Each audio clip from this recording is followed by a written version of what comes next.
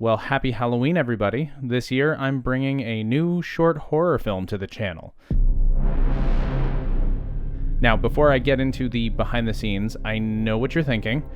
It has been a hot minute since I've uploaded anything to this channel. It's been a very busy year and a half. I've done commercials, I've edited 2 45-minute documentaries, I began traveling for work again. All these things make it tougher to dedicate time to making creative content that isn't exactly paying the bills. So finally, Melissa and I took a long-needed vacation to Europe. That's right, our summer 2020 Euro trip, which was meant to be the honeymoon for our 2019 wedding, finally happened in October 2022. We went to Rome and London for 2 weeks. As I usually do when I travel, I brought a camera with me, my Sony FX3, but I barely used it. Instead, I tried to just live in the moment, take a holiday, and take photos and videos with my phone like a normal person.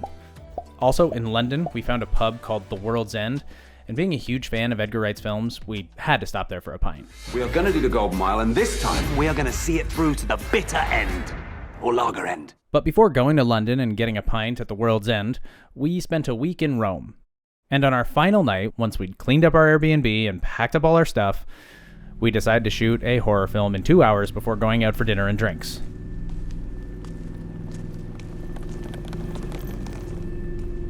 I'd been mulling the idea over since we got there because seeing the place and having a new environment to just live in for a week was kind of inspiring.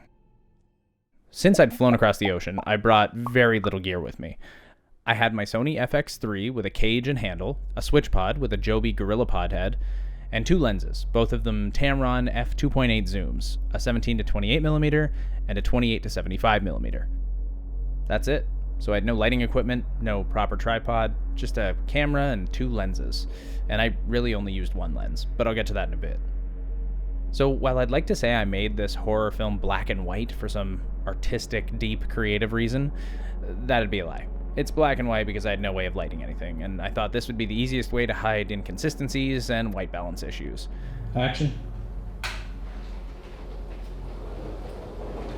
Knowing I was going to use black and white, though, I opted to frame everything in 4x3 to give it a little more of an old-school European aesthetic to match the black and white. So with no script and no shot list, I came up with a little scene over a few days, and on our last night we blocked it out and I shot it using a variety of oddball ways to get the camera where I wanted it. Like wedging the switch pod onto some couch cushions because I had nothing else to get it high enough off the ground.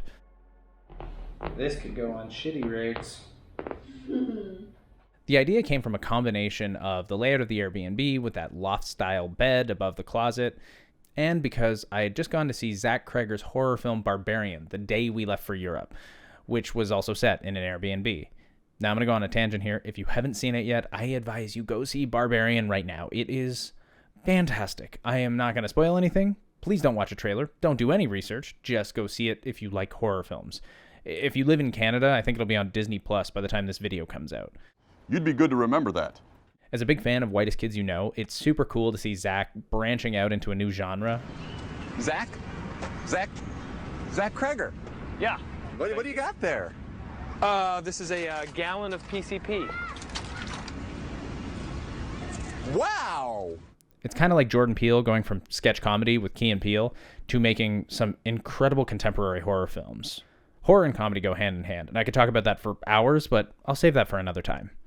Anyway, my lack of a tripod is why I pretty much shot the whole film with the 17 to 28mm. Having the wide angle meant I would have an easier time keeping the camera steady or stabilizing it where I needed to. The longer the lens, the more noticeable every little movement is. The FX3's in-body stabilization, coupled with some post-production warp stabilizer, makes this thing nearly a steady cam in your hands if you're careful. It also meant I could get big wide shots of the space using the lens and the full frame of the FX3. I could establish the whole space from a single position, which was really helpful since the apartment was not that big. Plus, the Tamron E-mount lenses have really great autofocus when coupled with the Sony FX3 and the A7S III. Since I had no focus wheel and manually pulling the focus on the barrel of the lens is really challenging even in the best case scenario with these lenses, using autofocus was pretty much necessary. Now, I wouldn't usually rely on autofocus for a creative short film like this.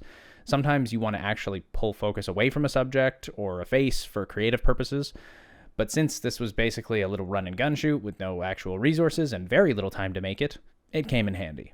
I believe the only shots in the film that were done on the 28-75 were the voyeuristic shots done from the patio of the Airbnb and a few inserts done of the shower back in Canada, so I didn't need to stick my camera in the path of running water.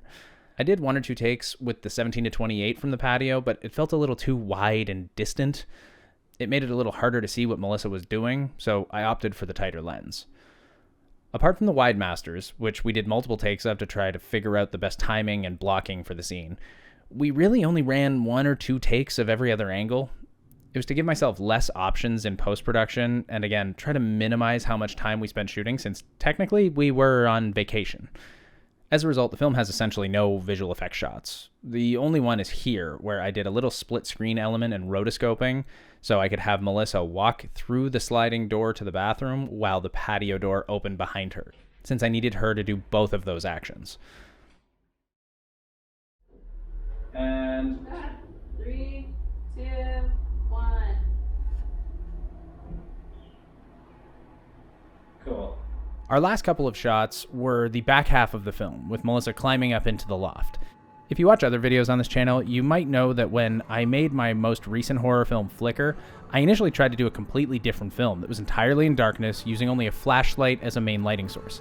But I kind of gave up on it because it felt a little too ambitious for just myself as a crew member. So I repurposed the idea a little bit, using the flashlight on my phone as a means to both light the scene and as a prop. And here's where the FX3 comes in handy. This thing is a low light beast. Since the FX3 has dual native ISO at 800 and 12,800, you can crank the ISO way up and get a clean image, which is what I did. Now, for those who don't know, in the simplest terms, ISO is a setting on cameras that artificially brightens the image, and it does that without having to physically open up the lens's aperture. However, the higher you set the ISO, the more noisy the image will become, especially in the shadows, because it's trying to extract light where there actually isn't any. So dual native ISO in contemporary cameras means there are 2 clean base settings for the dynamic range in the ISO. So when you get to a certain level, it basically resets as a clean image, but brighter. And you can see that happen when I roll over from 10,000 ISO to 12,800 right here. I actually needed an ND filter on the lens for some of these shots because with the ISO cranked up so high, I was overexposing the image while still being in a dark room using no production lights. Like this shot up here in the loft is lit purely by the phone on a text message screen.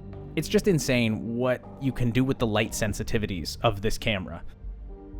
So basically for the last 30 seconds of the film, it's lit entirely using my cell phone flashlight.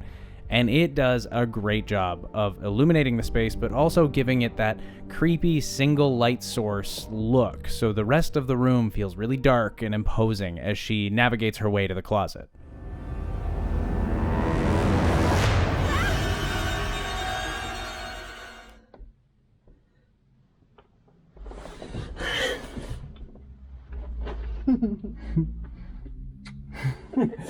One more? Okay. I'm fine, don't worry. And for the final shot, I turned the lights on, went around the corner, stood behind the door, and just pushed it closed really fast. And then I cut to black to hide that it bounced back open.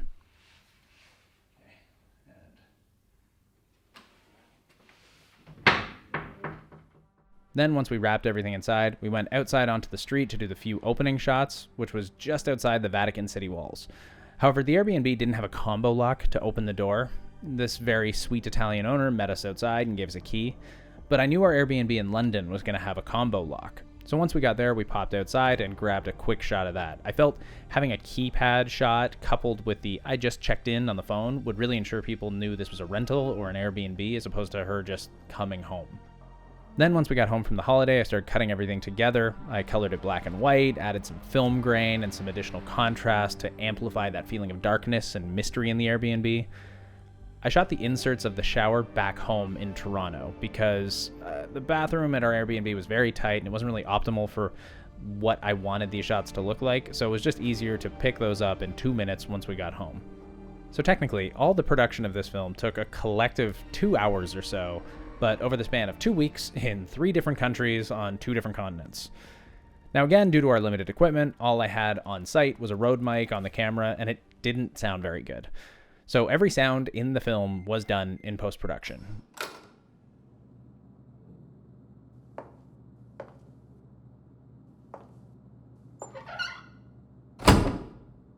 We used a combination of sound effects from mine and my sound mixer Murray's libraries, and then Melissa and I did some Foley at home.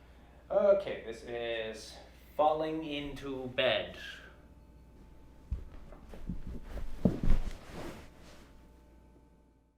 Once we picture locked the film, Murray composed the original music and did the sound design and final mix for it, just like he did with the last few horror films on this channel. So that's basically the Cole's notes on how I made a film in a collective 2 hours in 3 different countries using nothing but a camera, 2 zoom lenses, and a 1-foot-tall tripod while on vacation. I hope you found this fun and informative, and I apologize that I don't post stuff on here very often. I'm working on several upcoming projects that I hope to get into a state where I can release some info about them on this channel in the near future. But in the meantime, feel free to check out some of my other films and behind-the-scenes content on this channel. Or don't. You don't have to, I guess. I'm not your boss, but like it would mean a lot if you did. So, you know, maybe just do it. Especially since it's Halloween when I'm releasing this, so, you know, spooky movies are fun, right?